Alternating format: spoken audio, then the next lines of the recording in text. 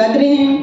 वो अल हिरा उर्दू स्कूल भुसावल के बानी चेयरमैन हैं, जिसमें 1500 तलबा ज़ेर तालीम हैं। उन्हें कमर भुसावली अवार्ड बराए अदबी खिदमात, खादिमे उर्दू अवार्ड और महशर मुस्तफ़ा आबादी अवार्ड्स हासिल हो चुके हैं।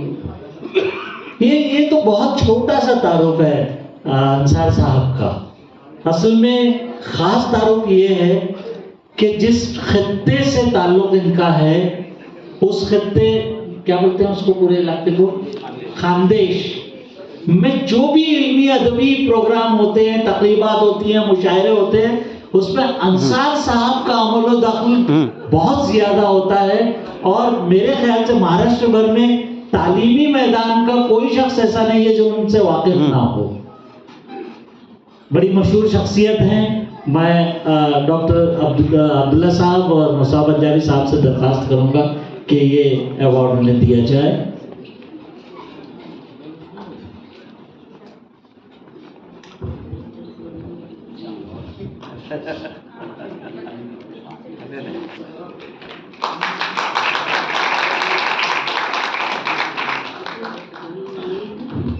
सामने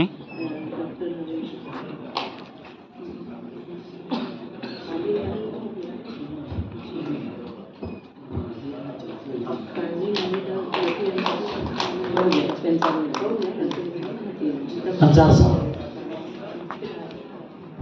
अस्सलाम वालेकुम। शुरू अल्लाह के नाम से जो भी इंतहा मेहरबान निहायत रहम फरमा है।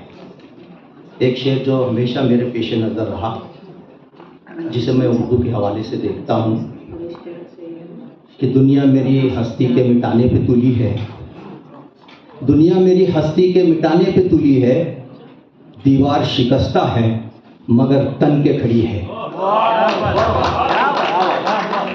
ये उर्दू की शिकस्ता दीवार को मजबूत करने के लिए जब हामिद इकबाल सिद्दीकी जैसे लोग मौजूद हैं, कुछ टाइम मुंबई जैसी तंजीमें मौजूद है, तो उर्दू ना मिट सकती है न गिर सकती है, बल्कि अपनी बुनियादों को और मजबूत करते रहेगी।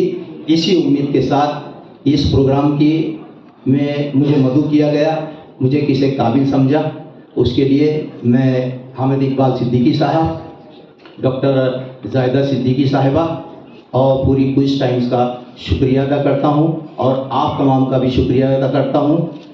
मेरे लिए दूसरी सबसे बड़ी अहम बात ये रही कि डॉक्टर अब्दुल्ला साहब और मुस्तफ़ा पंजाबी साहब जैसे बावकार लोगों की और इल्मी और तालीमी मैदान की कदावर शख्सियतों के हाथों मुझे ये अवार्ड मिला, उसके लिए भी मैं इन दोनों साहिबान का भी शुक्रिया अदा करता हूँ।